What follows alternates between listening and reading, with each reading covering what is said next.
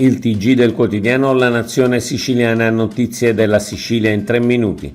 Schifani, sulle province andiamo avanti. Il presidente della regione in un'intervista su Live Sicilia prende una posizione netta sulle province. Andremo avanti, dice Schifani, abbiamo ricevuto delle rassicurazioni dal ministro Calderoli. C'è un via libera implicito. Cade così l'obiezione avanzata dal presidente dell'ARS che chiedeva di essere prudenti e di agire di pari passo con Roma.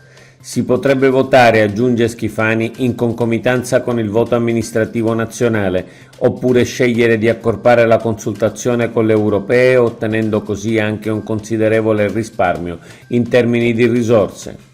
Cateno De Luca si sogna leader contro il centrodestra. Malgrado l'incredibile scoppola ricevuta alle elezioni suppletive di Monza, dove vaticinava la vittoria e ha preso invece meno del 2%, Cateno De Luca non smette di sognare e si sogna niente di meno che leader di un fronte avverso al centrodestra.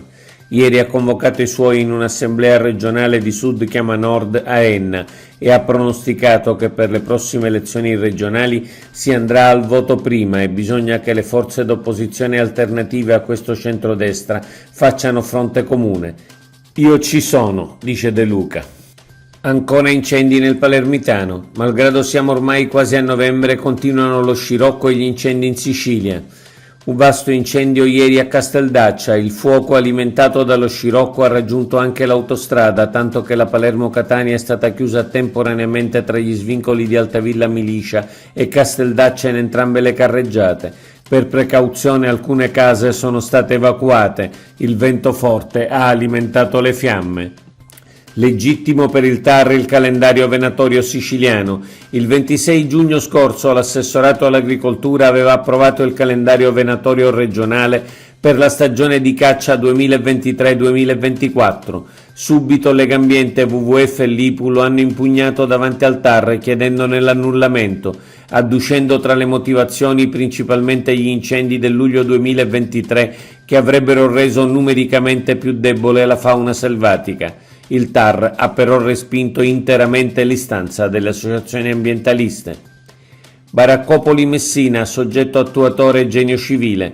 Sarà l'ufficio del Genio Civile del Comune di Messina il soggetto attuatore per la realizzazione degli interventi previsti dal piano del governo per la demolizione, bonifica e riqualificazione ambientale delle aree in cui sorgono le baraccopoli a Messina.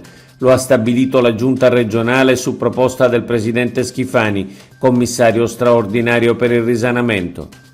Violenza in strada, insopportabile aumento. Gli episodi di violenza, aggressione e intolleranza in strada diventano sempre più numerosi in tutta la Sicilia. L'ultimo grave episodio ieri a Mondello, dove un uomo ha rimproverato 2 ragazzini che disturbavano i passanti. I 2 hanno chiamato degli amici e lo hanno pestato e accoltellato procurandogli numerose ferite. La prima ragione di questa recrudescenza è il senso di impunità ed è su questo che bisogna intervenire al più presto. Oggi è tutto per l'informazione del quotidiano La Nazione Siciliana. Approfondisci su www.lanazionesiciliana.eu.